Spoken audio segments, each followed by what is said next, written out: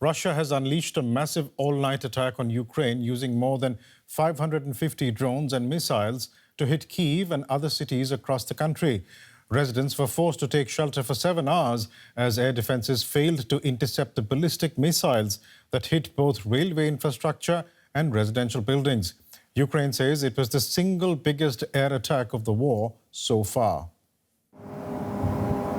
The sky flares over Kyiv and echoes with explosions as Russia punishes the capital with an all-night attack.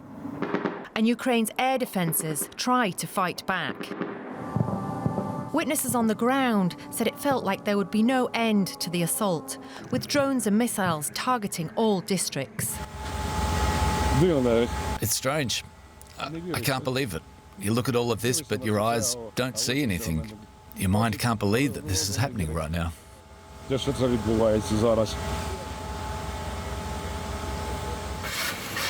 Ukrainian authorities said the attacks went on for 8 hours and set buildings and cars alight throughout the city.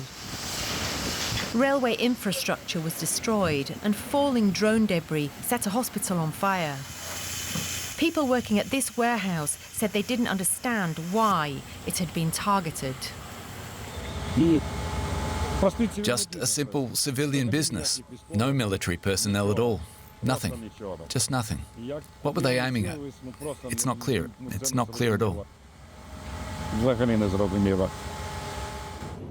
To avoid being injured or killed, ordinary Ukrainians are once again forced to go underground. These attacks are among the first since the US said it was halting some deliveries of weapons to Ukraine. It's still unclear how this will impact Kyiv's ability to defend itself. For now, though, as day breaks and the smoke begins to clear, the first task is to start surveying the scale of the damage. After what Ukraine is calling the largest single drone attack on the country since the start of Russia's full-scale invasion in 2022. And the outlook for a negotiated peace seems as distant as ever. Let's get more from DW correspondent Nick Connolly in Kyiv. Nick, what was the night like where you were?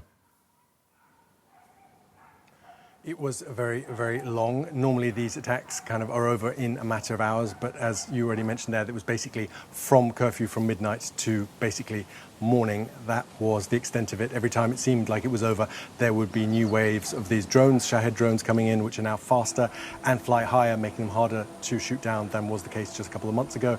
And then we had a whole kind of volley of ballistic missiles, and it seems like this time around, not a single ballistic missile was shot down over Kyiv, which is really new ground. That is the kind of situation that you've had in Kyiv basically since kind of 23-24, where Ukraine has had these Patriot missile systems that are able to intercept even Russia's most modern ballistic missiles. And compared to the rest of the country, this place felt safe, at least against those kind of big targets. And this time around, it seems like Ukraine either didn't have the supplies or wasn't willing to use them to shoot these missiles down. I think the only kind of upside for people here in Kyiv today is the news that seemingly there have been no fatalities, 14 people in hospital, but no fatal casualties this time around. So, Nick, drones are harder to shoot down and ballistic missiles couldn't be shot down. What does this tell us about the state of Ukraine's defense capabilities currently? Well, it definitely comes at a very nervy, very kind of tense moment for Ukrainians, especially after that news from Washington recently that they were halting a shipment that was already underway that included Patriot interceptor missiles for the most modern Patriot 3 systems that are really the only thing between civilians here in Kyiv and, for instance, Russia's Kinzhal, the kind of most modern, fastest ballistic missile. The fact that those missiles were stopped in Poland and didn't make it to Ukraine is something that has really, given people reason to worry about the Trump team's commitment to Ukraine, even if Ukraine is willing to pay rather than receive these missiles as a gift, as aid, as was the case under Biden. There was a call yesterday between Trump and Putin. We know that Trump says he was disappointed by that call, and Putin's seeming indifference to any kind of offer of mediation to end this war. Putin's still going for all his initial war aims from 2022. Today, we believe Zelensky will talk to Trump, and obviously top of the agenda is going to be trying to get Trump to unlock that that aid and to send at least some of these missiles that were promised by the previous government. We've heard that the German government is offering to pay for new ballistic kind of protection systems, interceptor systems, these more Patriot systems for Ukraine. But whether or not the Trump team goes ahead with it, I think we still lots of question marks there. We'll leave it there for the moment. Nick Connolly in Kyiv, thanks so much. Meanwhile, German and Dutch intelligence officials say Russia is increasingly using banned chemical weapons in Ukraine. Germany's Foreign Intelligence Service, the BND, found evidence of the use of Chloropicrin, which causes severe irritation to the skin and eyes and can even result in death in high concentrations. The agent is banned by the Chemical Weapons Convention. In a statement, the BND said, and I quote, "The use of tear gas as well as Chloropicrin by Russian troops in Ukraine has now become standard practice and is widespread," unquote. Now, this isn't the first time that Russia has been accused of using chemical weapons in Ukraine. We asked DW political correspondent Matthew Moore what makes these disclosures by the German and Dutch intelligence services so significant. That's right. It's not the first time, but this is quite a significant development today. It's an unusual joint disclosure by the intelligence services of two allies, the Dutch and the Germans. And what they said today was that they can confirm that there is the use that Russia is using chemical agents in the battlefield in Ukraine. And that chemical agent, as we heard, is a World War I choking agent called Chloropicrin. And it can be lethal in confined spaces. And now this follows an earlier report earlier this year by the Organisation for the Prohibition of Chemical Weapons, which also said that it had evidence of mixed use of chemical weapons in Ukraine, including chloropicrin. And it did that. It tested soil samples, grass samples to reach those conclusions.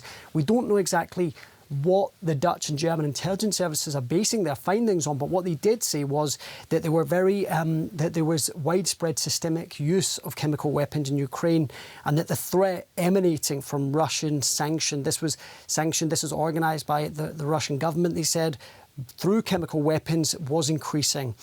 Now, it's worth just bearing in mind that Ukraine's Defence Ministry has long said that they have evidence that Russia is using chemical weapons in Ukraine. They talk about more than 9,000 chemical weapons attacks that have led to 3 deaths of Ukrainian soldiers. But they also said what was interesting was that these agents, these gases were being used to force Ukrainian soldiers to break cover, and that was allowing the Russians to use conventional weapons to kill them. But remember, these are chemical weapons that are banned by the Chemical Weapons Convention that Ukraine and Russia have signed up to. DW political correspondent Matthew Moore there. Let's bring in Frank Ledwidge. He's a former UK military intelligence officer and current senior lecturer in strategic studies at Portsmouth University. Good to have you back on the programme, Frank. Now, German and Dutch intelligence services say Russia is stepping up its use of chemical weapons in Ukraine. What could it be Why could it be doing this from a military perspective? Well, good afternoon, Baresh. The use of these weapons, of course, you heard before, we first saw that in actually this particular weapon in Passchendaele in the First World War for trench clearances. It's the same purpose here. It's heavier than air, so it sinks down to the ground, into the dugouts. And its purpose originally was called a mask breaker. So it's a skin irritant, and what it made soldiers do is remove their masks and essentially get themselves as far away as they could from the gas. In other words, clearing themselves out of the trenches, as you heard there. So from a military perspective, that's called area clearance or area control.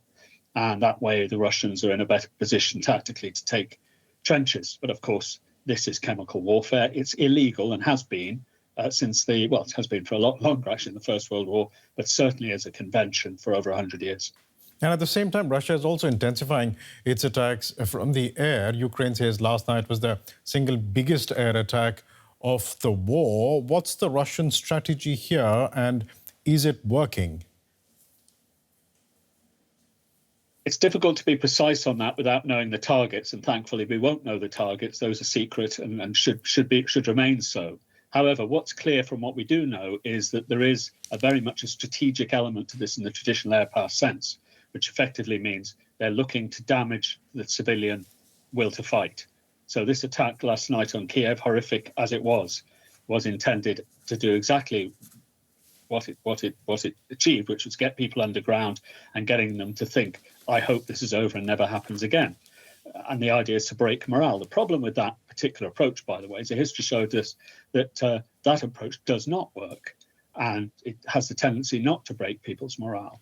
So there's that. However, there's no doubt whatsoever as well that there'll be other targets, military-type targets. We don't know about those. One report I've read is that a particular focus of last night's attack was some of the Patriot launchers, which the Russians seem to have located, but I've not seen confirmation of it. There were reports that some of the ballistic missiles couldn't be shot down last night. And I wonder if this is a result of the United States suspending deliveries of missiles for the Patriot air defense systems. Yes, Baresh, that's likely to be the case. Not so much necessarily that the Ukrainians have run out of these right now, although they certainly be short, but because they're having to be selective as to which ballistic missiles they strike with the PAC-3 version of Patriot, which is the type was used over Israel and elsewhere, and indeed over Qatar recently, to shoot down ballistic missiles, the most effective version.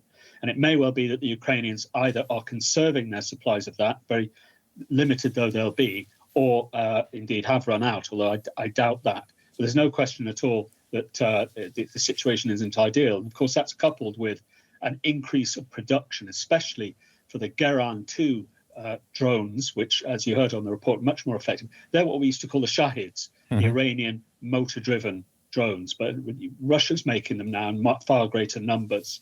So that accounts for the soaking the intensity of these attacks. So hundreds of those will cause real damage.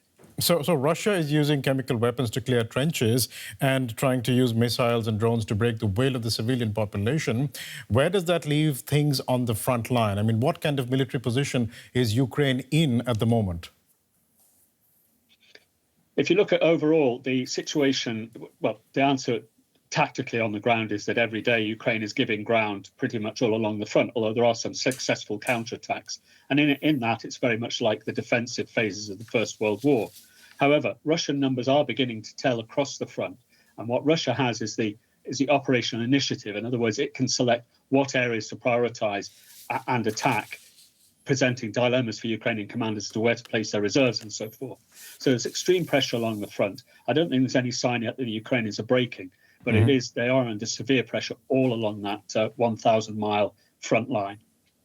We'll leave it there for the moment. Frank Ledwidge, Senior Lecturer in Strategic Studies at Portsmouth University. Thanks so much for your time. Thank you, Baresh.